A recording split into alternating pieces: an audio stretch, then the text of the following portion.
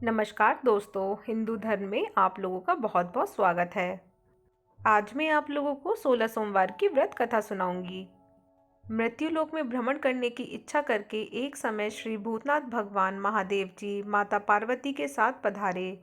वहां भ्रमण करते करते विदर्भ देशांगरत अमरावती नाम की अति रमणीक नगरी में पहुंचे।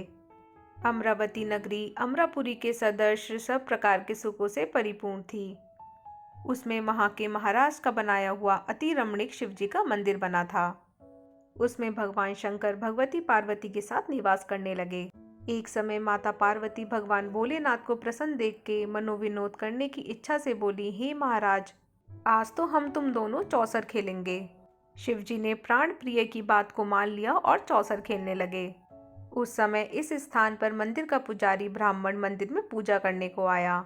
माताजी ने ब्राह्मण से प्रश्न किया कि पुजारी जी बताओ, इस बाजी में दोनों में से किसकी जीत होगी। ब्राह्मण बिना विचारे ही श्रीक बोल उठा कि महादेव जी की जीत होगी। थोड़ी देर में बाजी समाप्त हो गई और पार्वती जी की विजय हुई। अब तो पार्वती जी ब्राह्मण को झूठ बोलने के अपराध में श्राप देने को उद्धत। तब महादेव जी ने पार्वती जी को बहुत समझाया, परंतु उन्होंने ब्राह्मण को कौड़ी होने का श्राप दे दिया। कुछ समय बाद पार्वती जी के श्रापवश पुजारी के शरीर में कोढ़ पैदा हो गया। इस कारण पुजारी अनेक प्रकार से दुखी रहने लगा। इस तरह के कष्ट भोगते हुए जब बहुत दिन हो गए तो देवलोक की अप्सराएं शिवजी की पूजा करने उसी मंदिर में पधारी और पुजारी के कोढ़ के कष्ट को देख बड़े दया भाव से उससे रोगी होने का कारण पूछने लगीं। पुजारी ने निसंकोच सब बातें उनसे कह दी। वे अप्सराएं बोली, पुजारी, अब तुम अधिक दुखी मत होना, भगवान शिवजी तुम्हारे कष्टों को दूर कर देंगे। तुम सब बातों में श्रेष्ठ 14 सोमवार का व्रत भक्ति भाव से किया करो। पुजारी जी अप्सराओं से हाथ जोड़कर विनम्र भाव से 14 सोमवार व्रत की विधि पूछने लगा। अप्सराएं बोली, जिस दिन सोमवार हो उस दिन भक्ति के साथ व्रत करें। स्वच्छ वस्त्र पहनो, संध्या व उपासना के बाद आधा सेर गेहूं का आटा लें, उसके 3 भाग बनवाओ और घी, गुड़, दीप, नैवेद्य, पूंगी फल, बेलपत्र, जनेऊ जोड़ा, चंदन, अक्षत, पुष्पादि के द्वारा प्रदोष काल में भगवान शंकर का विधि से पूजन करें। तत्पश्चात तीनों अंगों में से एक शिवजी को अर्पण करें, बाकी 2 शिवजी का प्रसाद समझकर उपस्थिति जनों में बांट दें और आप भी प्रसाद पावें। इस विधि से 16 सोमवार व्रत करें। तत्पश्चात 17वें सोमवार के दिन पाव से पवित्र गेहूं के आटे की बाटी बनावें, उसमें घी और गुड़ मिलाकर चूरमा बनाएं और शिवजी का भोग लगाकर उपस्थित भक्तों में बांटें। इसके बाद आप सहकुटुंब प्रसाद लें तो भगवान शिवजी की कृपा से उसके सभी मनोरथ पूर्ण हो जाते हैं। ऐसा कहकर अप्सराएं चली गईं। ब्राह्मण ने यथाविधि 14 सोमवार व्रत किया तथा भगवान शिव की कृपा से रोग मुक्त होकर आनंद से रहने लगा। कुछ दिन बाद जब शिवजी और पार्वती जी उस मंदिर में पधारे तब ब्राह्मण को निरोग देख पार्वती ने ब्राह्मण से रोग मुक्त होने का कारण पूछा तो ब्राह्मण ने 16 सोमवार व्रत की कथा सुनाई। तब पार्वती जी अति प्रसन्न हो ब्राह्मण से व्रत की विधि पूछकर स्वयं व्रत करने को तैयार हुईं। व्रत करने के बाद उनकी मनोकामना पूर्ण हुई तथा उनके रूठे पुत्र स्वामी कार्तिकेय स्वयं माता के आज्ञाकारी हुए। परंतु कार्तिकेय जी को अपने यह विचार परिवर्तन का रहस्य जानने की इच्छा हुई और माता से बोले, हे माता जी, आपने ऐसा कौन सा उपाय किया जिससे मेरा मन आपकी ओर आकर्षित हुआ। तब पार्वती जी ने वही 14 सोमवार व्रत कथा उन्हें सुनाई। स्वामी कार्तिकेय जी बोले, इस व्रत को मैं भी करूंगा क्योंकि मेरा प्रिय मित्र ब्राह्मण बहुत दुखी दिल से परदेश गया है। हमें उससे मिलने की बहुत इच्छा है। कार्तिकेय जी ने भी ये व्रत को किया और उनका प्रिय मित्र मिल गया। मित्र ने आकस्मिक मिलन का भेद कार्तिकेय जी से पूछा तो वह बोले, हे मित्र, हमने तुम्हारे मिलने की इच्छा करके 16 सोमवार का व्रत किया था। अब तो ब्राह्मण मित्र को भी अपने विवाह की बड़ी इच्छा हुई। कार्तिकेय जी से व्रत की विधि पूछी और यथाविधि व्रत किया। व्रत के प्रभाव से जब वह किसी कार्यवश विदेश गया, वहाँ राजा की लड़की का स्वयंवर था। राजा ने प्रण किया था कि जिस राजकुमार के गले में सब प्रकार श्रृंगारित हथनी माला डलेगी, मैं उसी के साथ अपनी प्यारी पुत्री का विवाह कर दूंगा। शिव जी की कृपा से ब्राह्मण भी स्वयंवर देखने की इच्छा से राजसभा में गया और सभा में एक और बैठ गया। नियत समय पर हथनी आई और उसने जयमाला उस ब्राह्मण के गले में डाल दी। राजा ने अपनी प्रतिज्ञा के अनुसार बड़ी धूमधाम से कन्या का विवाह उस ब्राह्मण के साथ कर दिया। राजा ने ब्राह्मण को बहुत सा धन और सम्मान देकर संतुष्ट किया। ब्राह्मण सुंदर राजकन्या पाकर सुख से जीवन व्यतीत करने लगा। एक दिन राजकन्या ने अपने पति से प्रश्न किया, हे प्राणनाथ, आपने ऐसा कौन सा भारी पुण्य किया था जिसके प्रभाव से हथिनी ने सब राजकुमारों को छोड़कर आपको वरण किया? ब्राह्मण बोला, हे प्राण प्रिय, मैंने अपने मित्र कार्तिकेय जी की कथा अनुसार 16 सोमवार का व्रत किया था, जिसके प्रभाव से मुझे तुम जैसी स्वरूपवान पत्नी की प्राप्ति हुई है। व्रत की महिमा को सुनकर राजकन्या को बड़ा आश्चर्य हुआ और वह भी पुत्र की कामना करके व्रत करने लगी। शिव जी की दया से उसके गर्भ से एक अति सुंदर, सुशील, धर्मात्मा और विद्वान पुत्र उत्पन्न हुआ। माता पिता दोनों उस देव पुत्र को पाकर अति प्रसन्न हुए और उसका पालन पोषण भली प्रकार से करने लगे। जब पुत्र समझदार हुआ तो एक दिन अपनी माता से प्रश्न किया, हे माँ, तुमने ऐसा कौन सा व्रत एवं तप किया जो मेरे जैसा पुत्र तुम्हारे गर्भ से उत्पन्न हुआ? माता ने पुत्र का प्रबल मनोरथ जान करके अपने किए हुए 16 सोमवार व्रत को विधि की सहित पुत्र को बताया। पुत्र ने जब सब तरह के मनोरथ पूर्ण करने वाले व्रत को सुना तो वह भी इस व्रत को राजाधिकार पाने की इच्छा से हर सोमवार को यथाविधि व्रत करने लगा। तो एक दिन एक देश के वृद्ध राजा के दूतों ने आकर उसको राजकन्या के लिए वरण किया।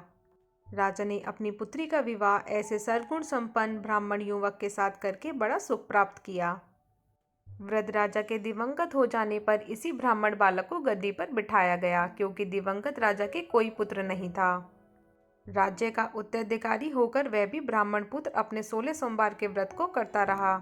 जब 17वां सोमवार आया तो विप्रपुत्र ने अपनी प्रियतमा से सब पूजन सामग्री लेकर शिव पूजा के लिए 15 शिवालय में चलने को कहा, परंतु प्रियतमा ने उसकी आज्ञा की परवाह न की। दास दासियों के द्वारा सब सामग्री शिवालय में भिजवा दी गई और आप नहीं गई। जब राजा ने शिवजी का पूजन समाप्त किया तब एक आकाशवाणी राजा के प्रति हुई, हे राजा, अपनी इस रानी को राजमहल से निकाल दे, नहीं तो तेरा सर्वनाश कर देगी। आकाशवाणी को सुनकर राजा के आश्चर्य का ठिकाना नहीं रहा और तत्काल ही मंत्रणागृह में आकर अपने सभासदों को बुलाकर पूछने लगा, हे मंत्रियों, मुझे यहाँ शिवजी की आकाशवाणी हुई है कि राजा तू अपनी इस रानी को महल से निकाल दे, नहीं तो ये तेरा सर्वनाश कर देगी। राज्य में मंत्री तथा सभासद आदि सब बड़े विस्मय और दुख में डूब गए, क्योंकि जिस कन्या के कारण राजा को राज्य मिला है उसी को निकालने का यह जाल रच रहा है। यह कैसे हो सकेगा? अंत में राजा ने उसे अपने यहाँ से निकाल दिया। रानी दुखी हृदय मन से कोसती हुई नगर की बाहर चली गई। बिना परिधान, फटे वस्त्र पहने, भूख से दुखी धीरे धीरे चलकर एक नगरी में पहुंची। वहां एक बुढ़िया सूत काट कर बेचने को जाती थी। रानी की करुणा दशा देख बोली, चल तू मेरा सूत बिकवा दे, मैं वृद्ध हूँ, भाव नहीं जानती हूँ। ऐसी बात बुढ़िया की सुन रानी बुढ़िया के सिर से सूत की गठरी उतारकर अपने सिर पर रख ली। थोड़ी देर बाद आंधी आई और बुढ़िया का सूत पोटली के सहित उड़ गया। बेचारी बुढ़िया पछताती रह गई और रानी को अपने सास से दूर रहने को कह दिया। अब रानी एक तेली के घर गई तो तेली के सब मटके शिवजी के प्रकोप के कारण उसी समय चटक गए। ऐसी दशा देख तेली ने रानी को अपने घर से निकाल दिया। इस प्रकार रानी अत्यंत दुख पाती हुई एक नदी के तट पर गई तो नदी का समस्त जल सूख गया। तत्पश्चात रानी एक वन में गई। वहां जाकर सरोवर में सीढ़ी से उतरकर पानी पीने को गई। उसके हाथ का स्पर्श होते ही सरोवर का नीलकमल के समान जल असंख्य कीड़ामय होकर गंदा हो गया। रानी ने भाग्य पर दोष आरोपण करते हुए उस जल को पी करके पेड़ की शीतल छाया में विश्राम करना चाहा, तो वह रानी जिस पेड़ के नीचे जाती उस पेड़ के पत्ते तत्काल ही गिर जाते। वन, सरोवर तथा जल की ऐसी दशा देखकर गौ चराते ग्वालों ने अपनी गुसाई जी से, जो उस जंगल में स्थित मंदिर में पुजारी थे, उनसे कही। गुसाई जी के आदेश अनुसार ग्वाले रानी को पकड़कर गुसाई जी के पास ले गए। रानी की मुख कांति और शरीर शोभा देख गुसाई जान गए कि यह अवश्य ही कोई विधि की गति की मारी कुलीन स्त्री है। ऐसा सोचकर पुजारी जी ने रानी से कहा, पुत्री, मैं तुमको अपनी पुत्री के समान रखूंगा, तुम मेरे आश्रम में ही रहो। गुसाई के ऐसे वचन सुनकर रानी को धीरज हुआ और आश्रम में रहने लगी। परंतु आश्रम में रानी जो भोजन बनाती उसमें कीड़े पड़ जाते, जल भर के लाती तो उसमें कीड़े पड़ जाते। अब तो गुसाई जी भी दुखी हुए और रानी से बोले, हे पुत्री, तुम्हारे ऊपर कौन से देवता का कोप है जिससे तुम्हारी ऐसी दशा हुई है? पुजारी की बात सुनकर रानी ने शिवजी महाराज के पूजन का बहिष्कार करने की कथा सुनाई। तो पुजारी शिवजी महाराज की अनेक प्रकार से स्तुति करते हुए रानी से बोले, हे पुत्री, तुम सब मनोरथों को पूर्ण करने वाले 16 सोमवार का व्रत करो। उसके प्रभाव से अपने कष्टों से मुक्त हो सकोगी।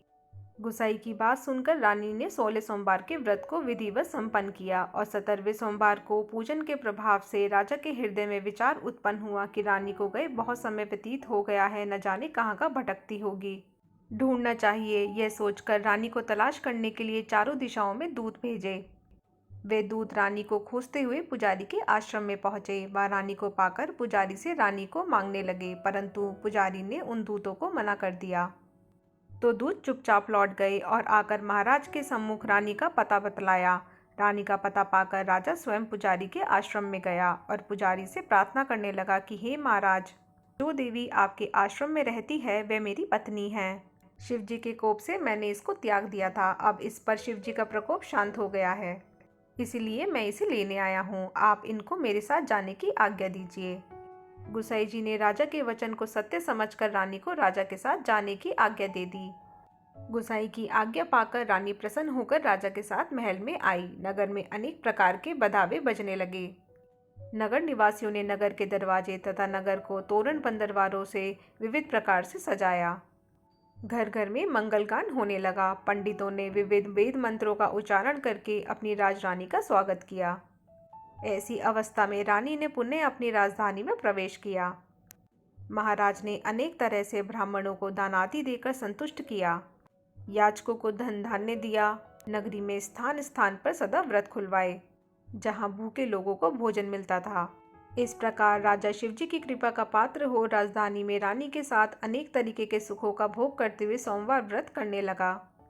विधिवत शिव पूजन करते हुए इस लोक में अनेकानेक सुखों का भोगने के पश्चात शिवपुरी को पधारे।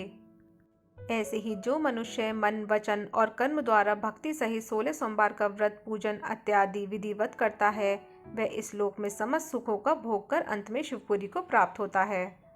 यह व्रत मनोरथों को पूर्ण करने वाला है।